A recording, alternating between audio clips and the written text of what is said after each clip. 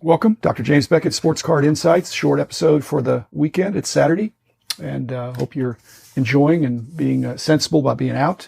Thanks, sponsors, Beckett Media, Beckett Grading, Beckett Authentication, ComC.com, Burbank Sports Cards, Mike's Stadium Sports Cards, Heritage Auctions, Huggins and Scott Auctions, Topps, Panini, and Upper Deck.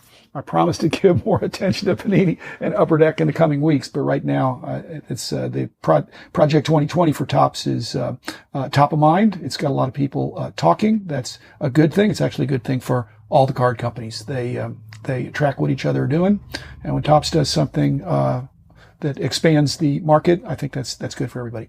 I've got some trivia for the Topps Project 2020 players who were selected. The cards that were selected that were the inspiration, what they drew from, were mostly rookie cards, or at least kind of a first Topps card. But they made some interesting choices, and I've got some trivia questions for you to consider. And I will give you the answers, but not until Monday. So first of all, there are 20 questions, 20 players, and I'll just quickly go through them. This player is no longer playing, but he never retired. That's one. This player is the player that was born farthest away from the Topps offices.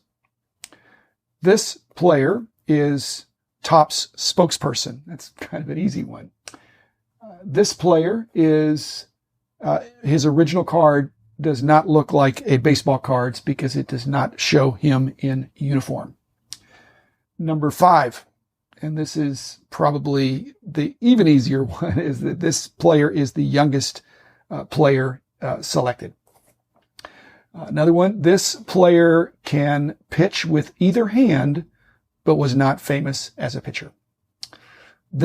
Another one, this player played basketball for the Harlem Globetrotters at one time. This player has one of his art cards with no name on front. He does not have even a nickname on the front of one of his art cards.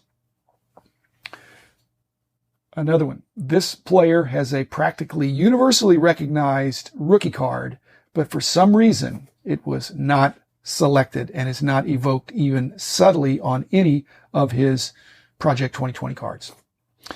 This player has a brother and son who played in Major League Baseball. I didn't say brother and father. I said brother and son who played in Major League Baseball. Next one. This is the player that gets the Executive Platinum Frequent Flyer Award. The most teams played for in this group of the 2020 Project players, and played the most Major League Baseball seasons of all time as a position player. This player had perhaps the worst start of any Hall of Famer for the first 6 years of his career of utter futility before gaining significant traction. This player was, continues to have a distinguished career pretty continuously in Major League Baseball his whole adult life, and yet in spite of all that distinction and honors, he is not in the Hall of Fame, and I believe the answer to that is yet. Next one, this player is Cy Berger's favorite player. Next one, one of this player's art cards effectively and cleverly melds an earlier card of his in homage to a friendly debate championed by a certain podcaster, as previously discussed in an episode of this podcast. Next one, this player has the most games played with his franchise, but curiously is not first in the number of seasons played, even though he's played more. He's played at least 20 seasons with the same franchise. He is not the franchise leader in season played, but he is the leader in most games played. This player is a double print in his original Topps card. In fact, it's just a clue. It's kind of a double print, short print. And John Newman will surely get that one.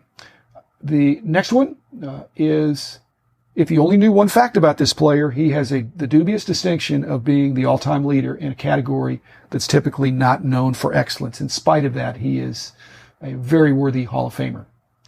Next to last, this is a player who has one of his cards not only does not have his name on the front of the card, it does have his nickname, but it's the only name on the card is the very clear name of the excellent artist.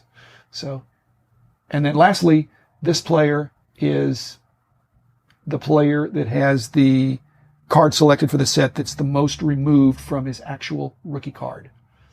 So answers on Monday. I'll be back then and explain them, and have a good weekend. Enjoy the hobby, and I hope things are getting back to normal for you as we speak. Thanks.